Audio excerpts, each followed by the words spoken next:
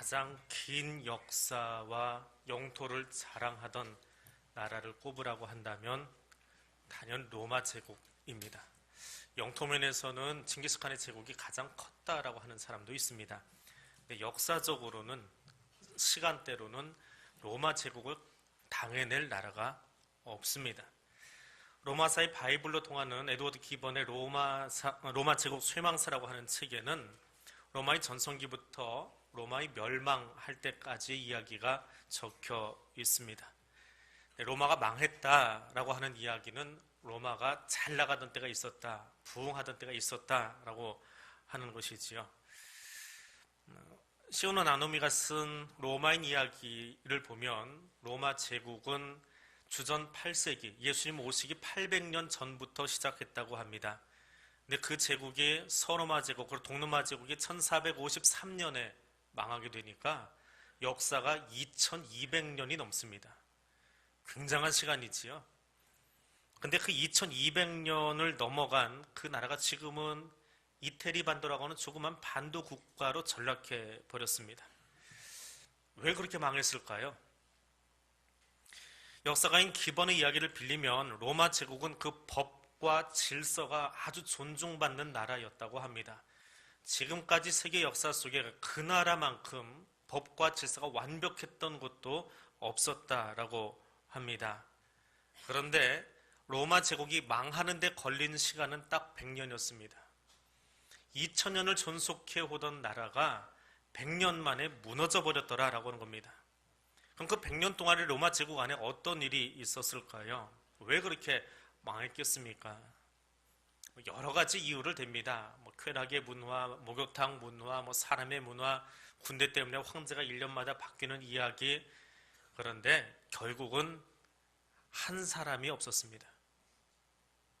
하나님이 망해가는 유대 나라를 바라보면서 갖는 마음, 그 마음과 똑같을 것입니다. 내 나라도 아닌데, 제가 태어난 나라도 아닌데 로마의 이야기를 일단 보면 마지막 100년의 이야기가 그렇게 안타까워요. 그 큰 나라가 이렇게 순식간에 주저앉아 버릴 수 있을까? 그런데 하나님이 선택해서 하나님이 잘 양육하던 유대가 망해가는 모습을 볼 때에 하늘아버지의 마음은 어떠했을까요? 이사야 선지를 통해서 들려주시는 말씀을 들어보면 거리와 시장이 있는 넓은 장소를 찾아가서 봐라. 만일 너희가 공의를 행하고 그 공의를 가지고 심판을 집행하는 한 사람, 한 집행관이라도 찾을 수 있는지 보아라. 성실함이 거리에 다 엎드려졌다라고 이야기합니다. 본문 2절에서는 하나님께서 예루살렘을 바라보면서 그들은 거짓으로 신앙을 고백하고 있다, 그렇게 이야기합니다. 거짓 맹세라는 것이지요. 이 거짓 맹세가 무엇입니까? 그래서 나만 잘 살면 되는 거예요. 나만 편안하면 되는 거예요. 다른 사람은 신경 쓰지 않습니다. 나만 신경 쓰면 되는. 여러분, 우리의 현실은 어떻습니까?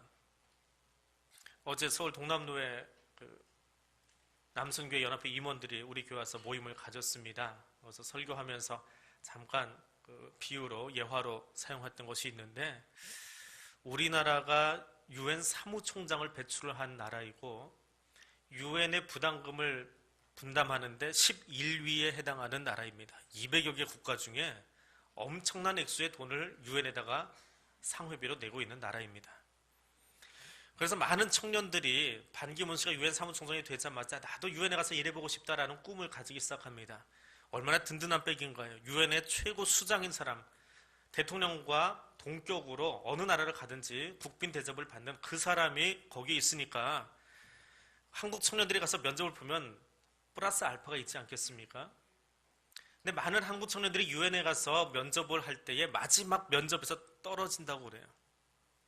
유엔에 가서 면접할 정도면 언어 실력 혹은 정치, 외교적인 어떤 분야들 두루 갖춘 엘리트들이 갈 겁니다. 근데 그들이 가서 떨어지는 마지막 질문이 무엇인지 아십니까? 당신이 유엔에 들어오면 어떤 일 하시겠습니까? 그럼 우리나라 청년들은 그렇게 이야기합니다. 내가 유엔에 들어가면 한반도를 위해서 정말 열심히 일해보고 싶습니다. 한반도 위해서 열심히 일하려면 당신 나라 가서 대통령 하든지 국회의원 하십시오. 유엔은 세계 평화를 위해서, 세계 질서를 위해서 일하는 곳이지 국지적인 사역을 위해서 일하는 곳 아닙니다. 그렇게 떨어뜨려 버린다고 합니다.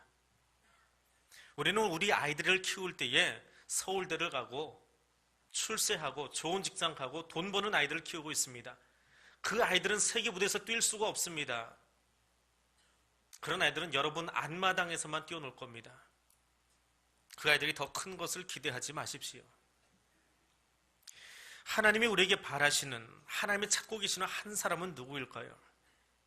한 사람은 타인을 생각할 줄 아는 한 사람을 하나님이 찾고 계십니다. 자기 이익에 급급해서, 내 출세에 급급해서 내 주머니 좀 더 많이 채우려고 한국의 청년들이 그런 생각을 많이 갖는 이유 중에 하나는 부모들이 너무 가난하게 살아서 그런 이유도 있습니다.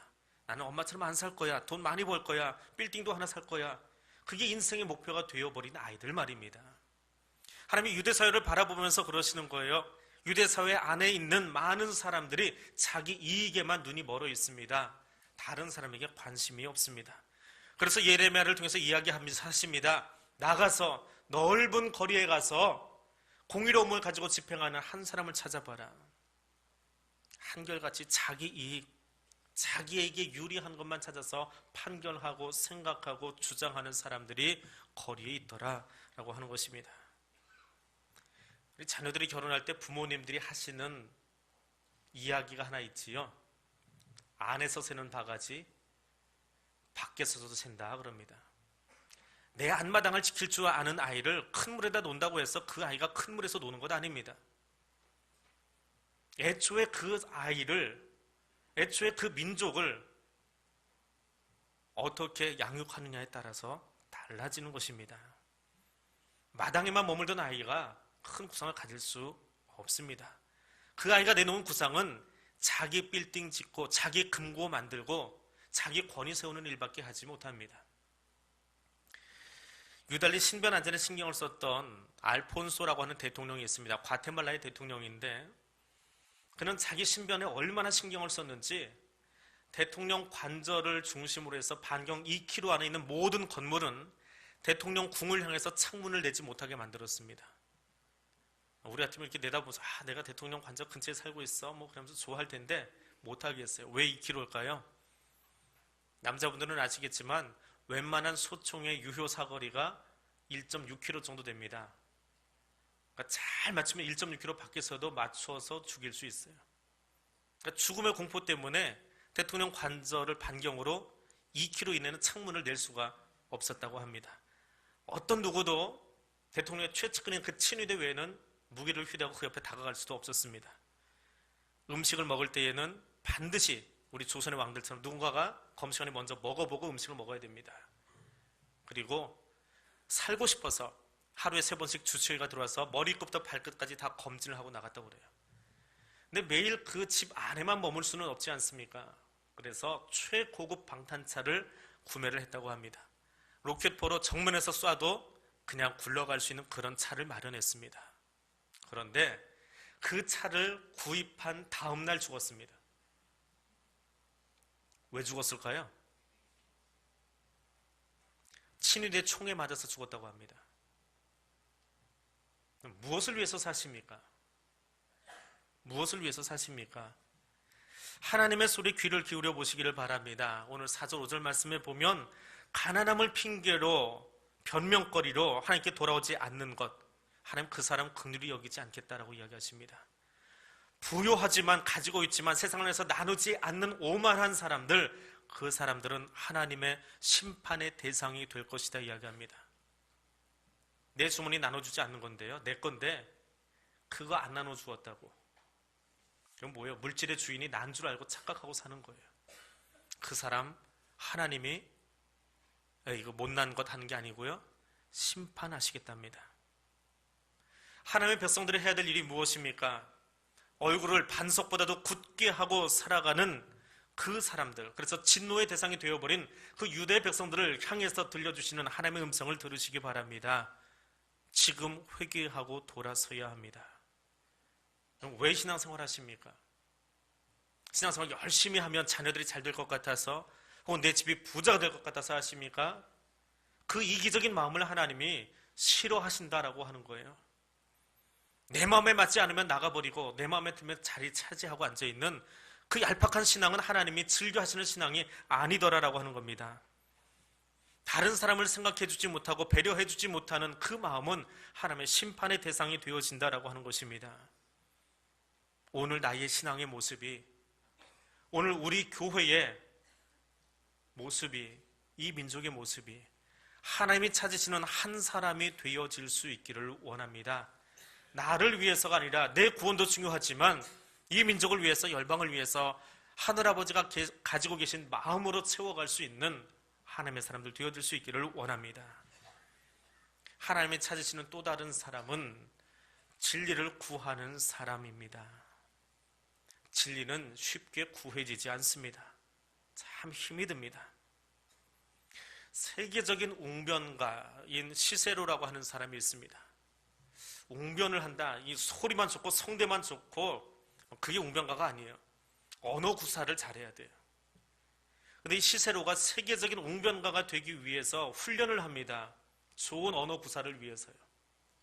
저도 간혹 설교하다 보면 제 습관에 따라서 툭 하는 이상한 단어가 튀어나올 때가 있는데, 이 시세로가 웅변하기 위해서 몇 년 훈련한지는 아십니까? 제가 부끄러운 이야기이긴 하지만 30년 동안 친구들 앞에서 연습을 했대요. 그리고 나와서 웅변을 했답니다. 세계 최고의 영어 사전이라고 불리는 웹스터 사전이 있습니다. 이 웹스터 사전의 자료를 모으기 위해서 웹스터라고 하는 분이 몇 년 동안 뛰어다녔을까요? 얼마 전에 은퇴하신 분 하나가 자기 자서전 쓴다 그래서 신문에 까십거리 나온 적이 있습니다. 뭐 몇 년 있다 쓰실지 모르겠지만 여러 가지 말이 참 많더라고요. 웹스터 사전을 만드는데 자료 수집한 기간이 얼마나 걸릴까요? 우리는 1년이면 뚝딱하고 책 한 권 만들어낼 수 있습니다. 부끄러운 이야기지만 총회장 한다고 뚝딱하고 책 만들어내놓고 총회장 출마하는 세상이 우리나라입니다. 목사들이 그러하니까 할 말은 없습니다. 사전 한 권 만들기 위해서 자료 수집하는데 36년이 걸렸답니다. 그리고 나온 사전이 웹스터 영어 사전이에요. 해밍웨이가 노인과 바다를 썼습니다. 책을 한 권 썼습니다. 아주 유명한 소설이지요. 자기 작품을 내놓는데 몇 번이나 다시 읽어봤을까요? 지난 주간에 누가 부탁을 해서 장로신문에 설교 원고를 하나 실었습니다. 그러니까 이제 아내도 신문에 실렸다 그러니까 기분이 좋고 또 아이들한테 이제 보여주고 싶어서 어제 제 방에 저녁 때 들어왔다가 신문을 이제 장로님이 하나 챙겨주셔서 보여줬어요.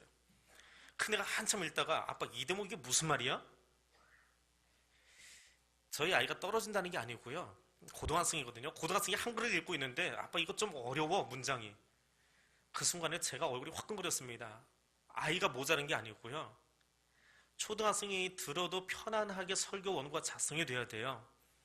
근데 아이가 그 단어의 문맥 흘러가는 거를 놓치고 있는 거예요. 이게 왜 이렇게 흘러가요? 라고 이야기한다면 저는 설교 원고 잘못 쓴 거예요. 그게 전국에 뿌려졌다는 게 얼마나 창피하든지 어젯밤에 그 일이 내놔 그러면 못 가져가게 했어요. 노인과 바다를 해밍웨이가 썼습니다. 그걸 세상에 내놓기까지 자기가 몇 번 읽어봤을까요?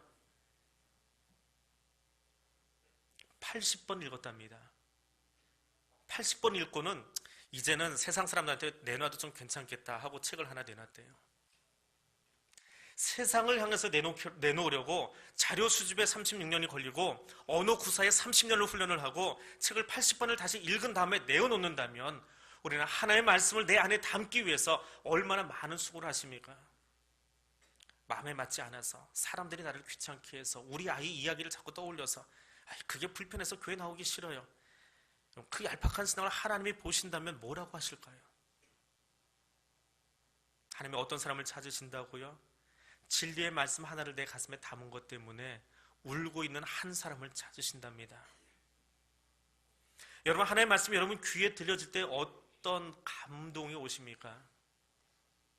뛰어난 웅변가가 나와서 좋은 성대를 가지고 유창한 언어로 여러 가지 화려한 미사역구로 설교를 하면 내 가슴이 움직일 것 같습니까? 그렇지 않아요.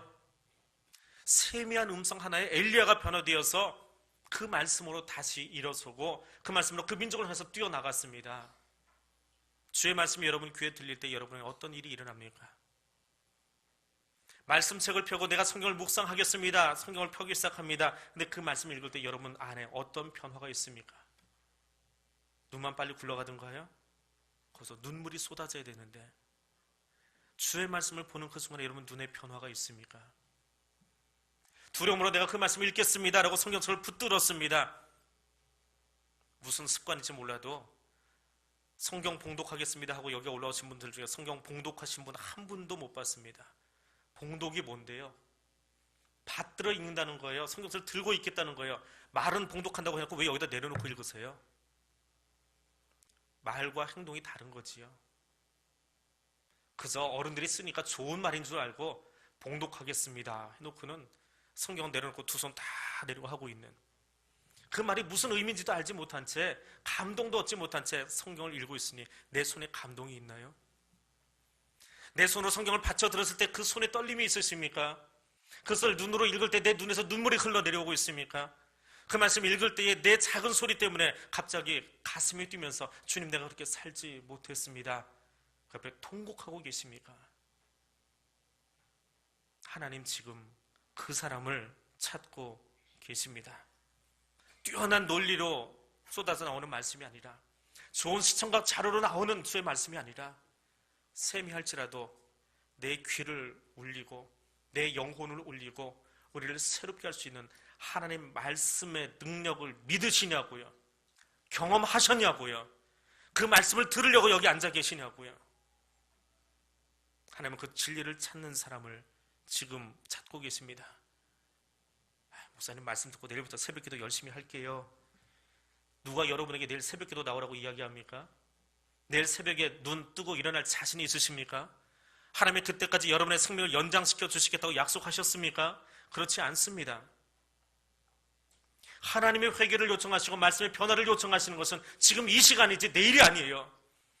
내가 말씀이 좀 더 들려지고 좀 더 편안해지면 그때 와서 봉사할게요. 내일 여기 와서 봉사하도록 하나님이 허락하실 것 같아요?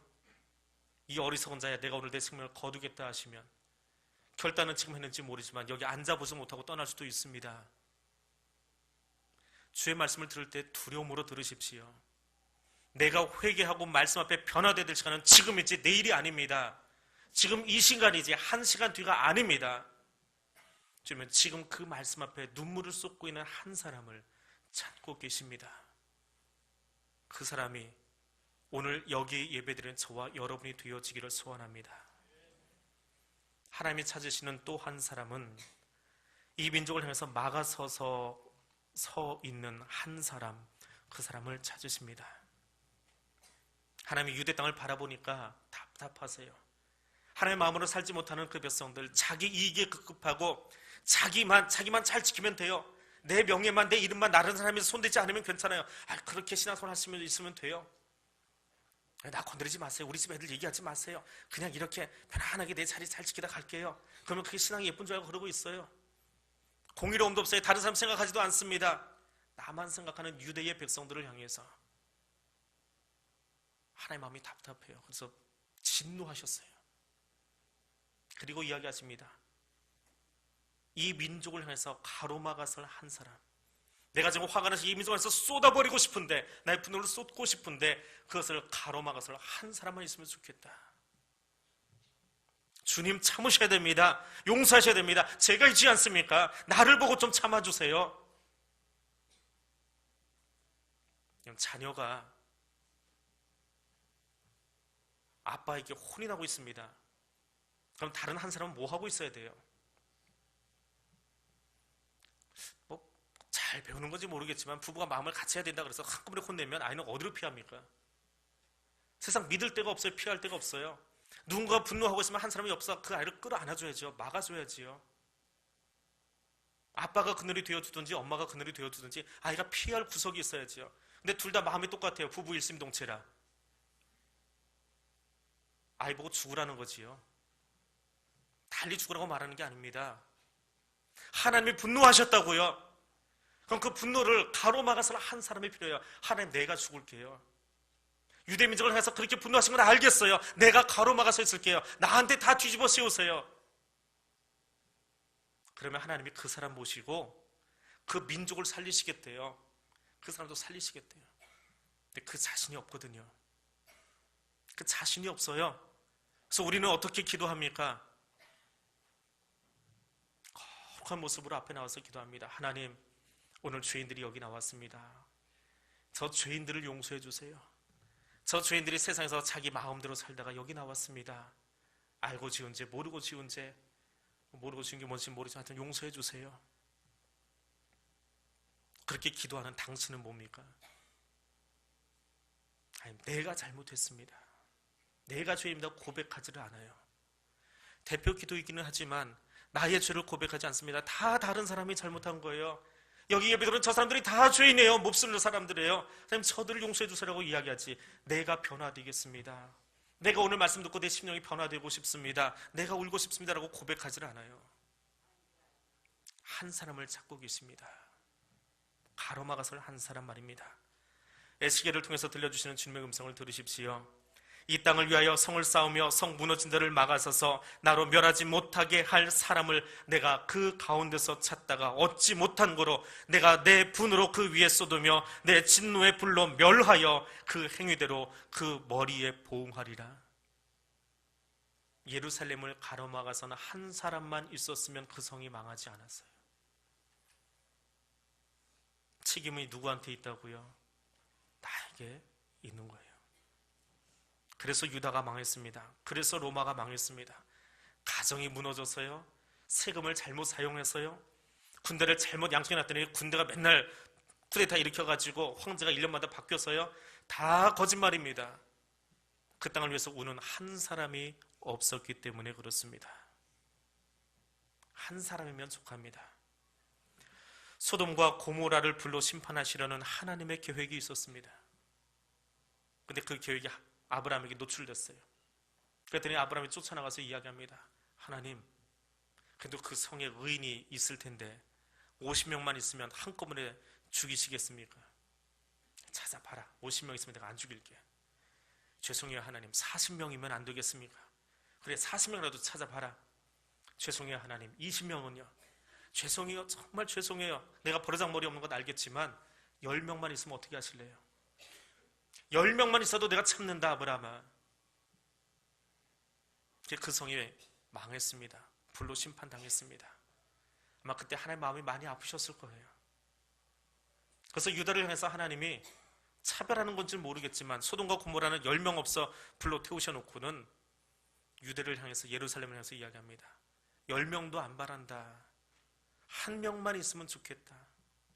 그 한 명만 가로막아 서서 있어주면 좋겠다. 그 한 명이 없어서 예루살렘이 무너졌습니다. 시사평론 잘합니다. 우리 아이들이 대학 가려고 중학교, 고등학교 때부터 논술 연습합니다. 그래서 아주 논리적이에요. 때로는 아이들하고 이야기하다 보면 논리에 딸릴 때가 있습니다. 얼마나 논리적으로 잘 되드는지 몰라요. 되도록도 논리적이에요. 정말 말 잘합니다. 그런데 말씀 앞에 바로 서 있냐고요. 다른 사람의 잘잘못에 대해서는 잘 따지고 이거 아니야 라고 가르칠 줄은 알지만 그것이 내 책임이라고 이야기하는 한 사람이 있냐고요. 대통령이 잘못했어요, 국회의원이 잘못했어요, 경제인들이 잘못했어요, 대기업의 횡포예요 라고 이야기하지만 나는 그 경제인이 아닙니까? 대한민국의 경제를 책임지고 있는 나는 경제인이 아닌가요? 나도 경제활동하는 사람이에요. 나는 경제활동 깨끗하게 했습니까? 나는 내 가정 건강하게 움직이고 있었습니까? 그 책임에 대해서는 한 번도 물어보지 않으면서 다른 사람 이야기는 왜 그렇게 잘하는지 몰라요. 주님이 누구를 찾으신다고요? 내가 잘못했습니다. 내 책임입니다. 내가 다 뒤집어 쓸게요. 그리고 저 사람들 살려주세요. 그 한 사람을 주님이 찾고 계십니다. 성도의 신앙이 무엇입니까? 내 개인의 구원도 중요하지만 유대 땅의 멸망을 바라보면서 가로막아서서 기도할 수 있는 주의 말씀을 붙들고 그래, 이렇게 버티면 하나님이 나도 살려주시고 저 사람도 살려주시겠지. 그 정도 배짱은 있어야지요. 그리고 가로막아 서야지요. 그 사람을 주님이 찾으시더라라고 하는 겁니다. 신음하고 있는 이 땅을 위해서, 이 교회를 위해서, 그 가정을 위해서 눈물로 기도할 수 있는 사람, 내 자녀가 잘못되었을 때에 창피해서 교회 못 다니겠다가 아니라 주님, 그 자녀 때문에 내가 울어볼게요. 내가 피를 토하고 교회 나와서 울어볼게요. 그래야 자녀가 변화되어야지요. 창피해서 못 다녀요? 그럼 자녀도 창피해서 나중에 교회 생활 안 해요. 창피해서 이 나라 떠나시겠습니까? 그 아이들 대한민국 떠나버립니다. 어려우면 떠나버려요. 전쟁 나보십시오. 다 나가버립니다. 누가요? 가장 어려울 때 그 자리에서 눈물 흘리는 한 사람의 아들, 딸들이, 피를 토하는 한 사람의 아들, 딸들이 그 땅을 지키는 거예요. 그것은 나의 책임이고 우리 교회의 책임인 줄 압니다. 하나님은 지금 그 사람을 찾고 계십니다. 아버지, 저들이 다 잘못했어요. 정말 엉망이네요. 봐도 참 한심하네요. 그런데 하나님, 그거 다 나한테 뒤집어 씌우세요. 내가 다 책임질게요. 나한테 다 뭐라고 하세요. 그리고 나 보시고 용서해 주세요. 주님이 그렇게 십자가에 못 박히셨어요.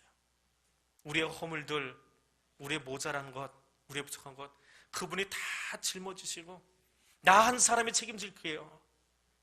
그분의 십자가 사건 때문에, 예수의 십자가 사건 때문에 오늘 저와 여러분이 여기 앉아 예배 드리는 겁니다. 그렇다면 오늘 나는 나의 자녀를 향해서, 나의 동역자들을 향해서, 내가 발붙이고는 이 땅을 향해서 어떤 존재로 살아야 됩니까? 그리스도인은 그런 존재입니다. 내 탓이야, 너 때문에 내가 못 살겠어 라고가 아니라, 그러할지라도 너의 부족함까지도 너의 약함까지도 내가 다 끌어안겠다라고 하는 예수 그리스도의 모습이 오늘 나의 모습 되기를 원하고, 그 모습으로 서서 달려가는 한 사람을 오늘 세워주시기 바랍니다. 그러면 교회의 소망이 있고, 그럼 한국 교회의 소망이 있고, 이 민족의 소망이 있습니다. 그 사람이 여러분의 가정을 살릴 것이고, 그 사람이 이 민족을 살려낼 것이고, 그 사람이 여기에 하나님의 나라를 만들어 갈 것이기 때문에 그렇습니다. 하나님이 찾으시는 그 한 사람을 오늘 저와 여러분도 함께 찾아갈 뿐만 아니라, 주님, 내가 지금 이 자리에서 그 사람 되겠습니다, 다시 한번 결단하는 시간 되시기를 주님의 이름으로 부탁드립니다. 기도합니다. 공의를 행하고 진리를 구하는 한 사람을 찾으시는 하나님, 이 땅이 무너진 곳을 막아서서 여호와로 하여금 멸하지 못하게 할 한 사람을 찾으시는 하나님, 이 민족의 패역함과 불의함을 향하여 주의 진리를 전하며